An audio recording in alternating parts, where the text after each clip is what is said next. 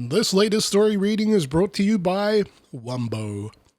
You know, I Wumbo, you Wumbo, he, she, me Wumbo. Wumbo. Wumboing will have thee Wumbo, Wumborama, Wumbology, the study of Wumbo. It's first grade, guys.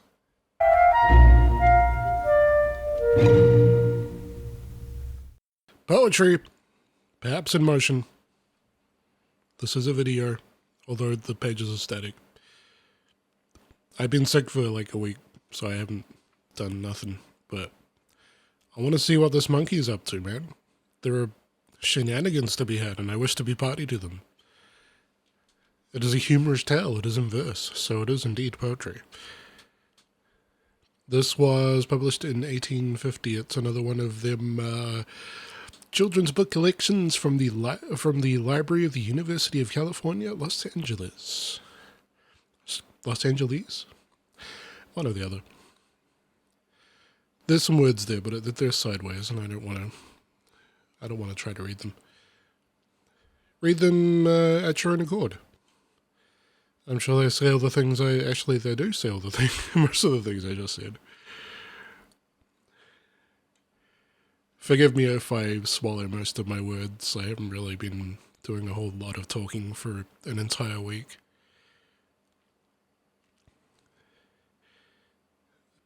Apparently the London and Griffith Publishing Place Company, doesn't say, was a successor to John Harris, corner of St. Paul's Churchyard. So, some succession going on for you if you're not watching the TV series. There's some right here.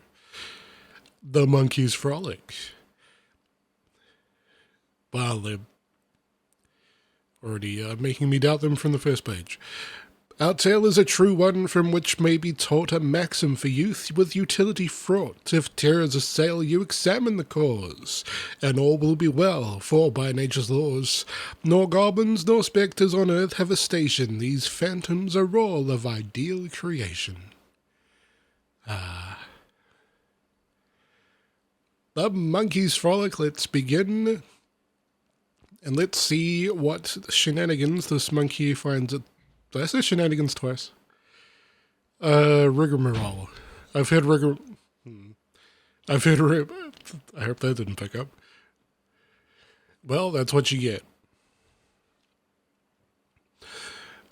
A monkey that comical tricks would be at. His frolics one morning began with the cat. He chatted as much as to say, "How do you do?" And the puss looked her thanks and politely cried, "Mew." Pug then shook her paw, and they sat down together, puss washing her face, indicating wet weather. But mischief the monkey inclined to harbour. His skill he resolved now to try as a barber. A soapbox conveniently lay in the room. Who just leaves a soapbox in their parlour? Are you using a... Where did you get this stuff? How do you conveniently have a shaving brush? Also, you're wearing pants. That can't be comfortable. Anyway, a soapbox conveniently lay in the room. Miss Pooey, he talks. Okay, I wasn't expecting that. Miss Puss, he exclaimed, you'll be shaved, I presume? Then scraping and bowing, sure. With, sorry. Got into a little feedback loop there. With a grin and a grimace. Despite her resistance, he lathered her face. Oh, grimace. Excuse me. Or her fists. What's this monkey doing? So many blank pages.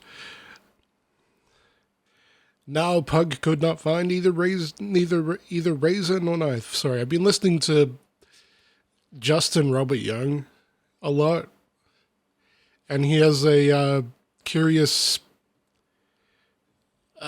quirk where he doesn't use the word neither.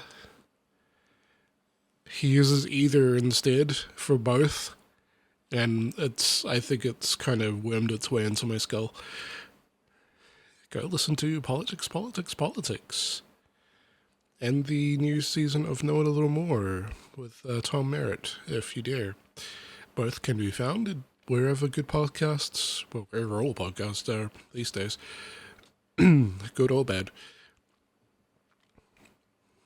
Now Pug could not find either razor or knife, so Puss ran no hazard of losing her life.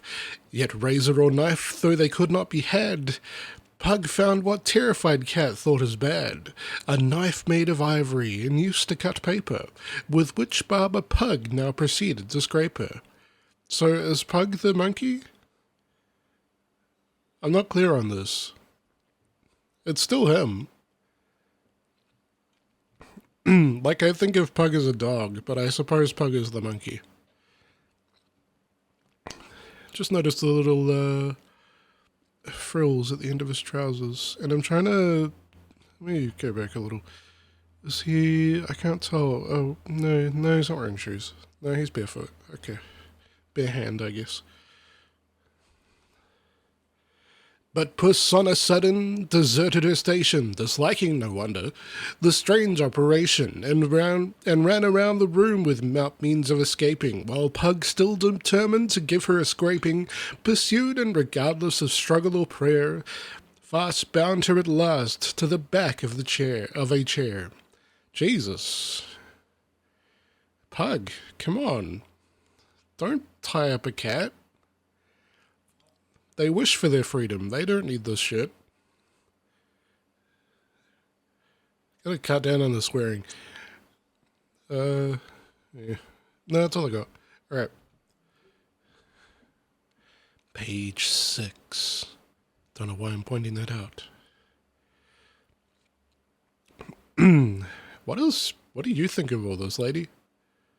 This is gotta be, I assume that the monkey is the prize of some rich idiots, and you just gotta put up with this shit. Like, they just think the monkey thing is a good luck, and you're like, I gotta clean up everything after him. It's gotta not be a good life for you. Oh well. Now I'm gonna read and find out exactly who this person is and what perils they suffer in life. When tucking a napkin close under her chin, each mew of dismay he returned with a grin, and yelling and chattering they raised such a clatter that Susan rushed in to learn. Susan. For those who know, will know why the name Susan means something to me. That Susan rushed in to learn what was the matter, when Pug, overturning the chair midst the clack, ran off, leaving Pussy. Gonna let that one hang. Whoa, Pussy stretched out on her back. Wow, big stretch.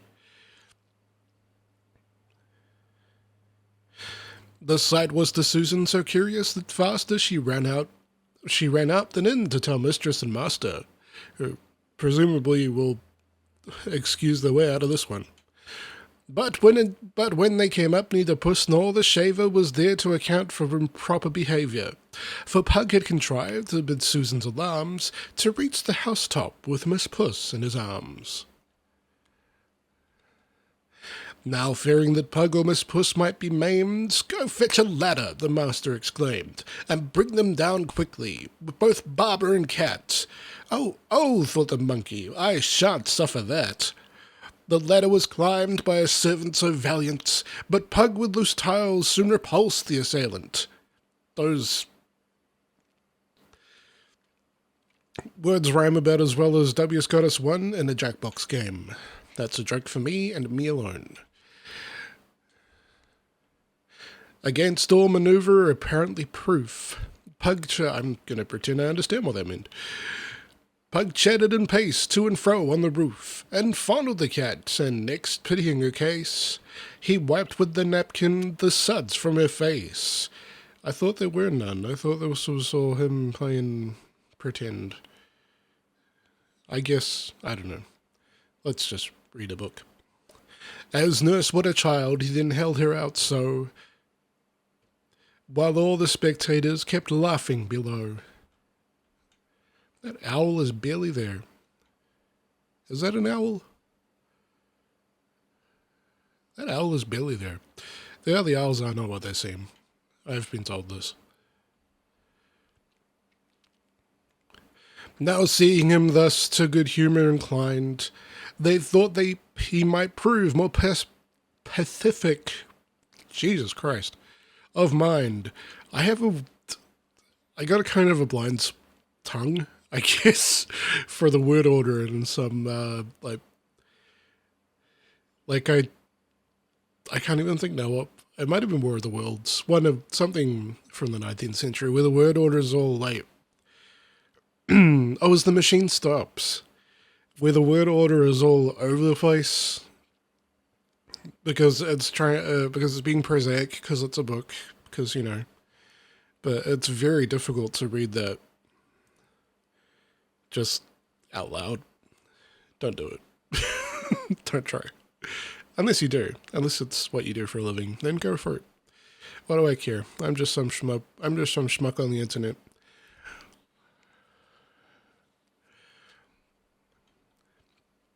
They thought he might prove more pacific of mind. I don't think I've ever actually seen the word used that way. I know what it means, just it's a weird tense, I guess. Not sure what to call it. So mounted the ladder another assailer, when Pug of Loose Tiles, now perceiving a failure, eluded the grasp of pursuit with a hop, and gained an adjacent and tall chimney pot.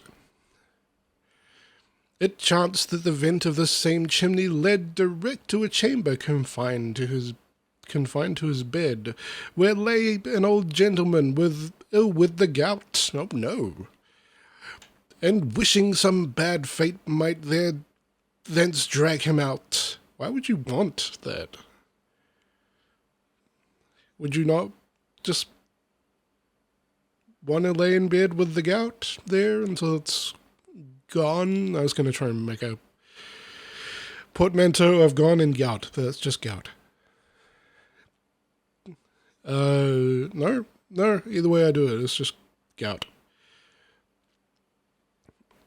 Pug missing his footing midst vapour and fume, then instant with puss tumbled into the room.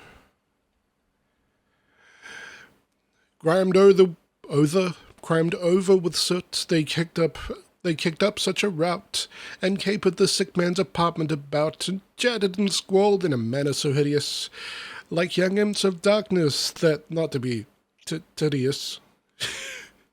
Hideous? Tedious. Yeah. This that's gonna get old. I'm sorry. The sufferer forgot both his gout and his prayers, and scampered pursued by these phantoms downstairs. There sat in the parlour a medical man, and thither pursued, and pursuers now ran, and puss and the monkey grown fiercer and bolder. Physician and patient seized each by his shoulder, who raised such a yell that the chorus resembled a legion of madcaps from Bedlam assembled. It's a mighty fine wig you got there, Doc.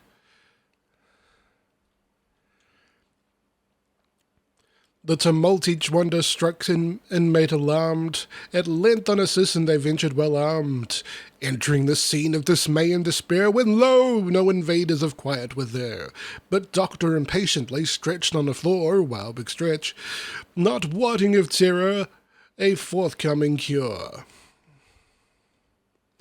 The incident soon was of mystery cleared. The owner of Pug and Grimalkin. Is that the cat? Jesus. Do you hate your cat? Why would you call it that? I'm going to look that up later and see if that's anything. The owner of Pug and Grimalkin appeared. My monkey and cat have created alarm. I hope, he observed, you have not taken harm. Then cautiously peering the chamber about, he dragged from the chimney both intruders out. Both intruders out? Should I be putting the emphasis on the syllable? Alarm now gave way to good humour and fun. Much harm to my friend, said the patient, is done. Your ape will Well, your ape pill and potion is put up to the route. Wow. Say that 10 times fast. No. It cured me, I thank him. At once of the gout? How? Did... What? Did I turn over 2 pages at once? What happened? Did he run the gout out? Did the monkey give him a pill and he grew a new kidney? What happened? He then to the monkey made reverence profound, who salamed politely the company round. That feels racist. The doctor a lesson thus learned that despite of physic, the gout may be cured by a fright? Is that true? That can't be true. I'm questioning your license, Doctor. And since this affair now and then on the sly in similar cases means he will try to show that no malice or envy he knew, he shook his head. I'm gonna pretend I read all that right. I kind of just slid all over that one. He shook hands with Pug, and each party withdrew. Wow, that's the end of the... Wow, that just... Okay, monkey cures gout. All right, that's what happened there. All right, so what else we got here? Popular nursery books, 1 shilling each. Alphabet organizations, the children in the... wood. I thought it said wound. Cinderella or the Little Glass Slipper. Cock Robin. Cries of London, parentheses, the. Costumes of different nations illustrated. Oh, boy. Oh, I would love to see that one. Courtship now. I'd like to see that one, too. Oh, no, it's just Cock Robin again. And Jenny Wren. The Cowslip. The Daisy. Dame Pilot's Farm. Dame Sot and her cat. I do like me a book with a cat. Although the book with the monkey was fun too. Grandma's Rhymes from the Nursery. History, blah blah blah. The Monkey's Frolic, which we already read. Reading now. I don't know why they decided to list that on the back of its own book.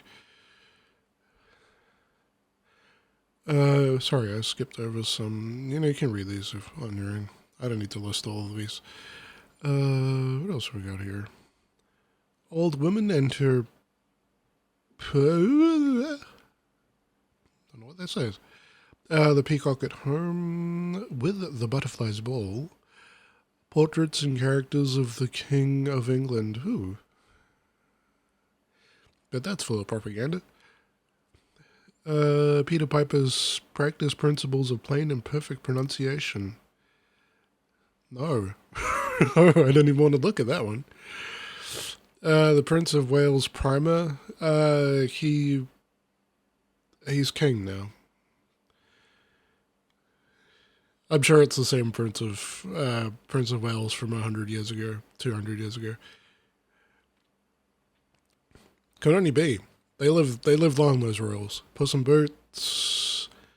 Simple Stories by the author of Stories of Old Daniel. Snowdrop? Oh, the Snowdrop. Thought it was that pig from Animal Farm. Tom Thumb. His Life and Death. Goodness. Tommy Chirp's Museum of Beasts, Part 1, Part 2. Tommy Chirp's Museum of Birds, Part 1, Part 2. Valentine and Orson Walks with Mama. Blah, blah, blah, blah. Can't read that. Something about 1 syllable. Oh, stories and words of one syllable. Interesting. Whittington and his cat. Have you used to watching? I bet you're not. Word book. Stories chiefly in the 3 letters. I could zoom this in and read it fine, but I'm not going to. And there's some other stuff there, but I think you get the idea. Anyway, that's the end of the book. Those were some monkey shenanigans, alright. Bye. Diamond Club hopes you have enjoyed this program.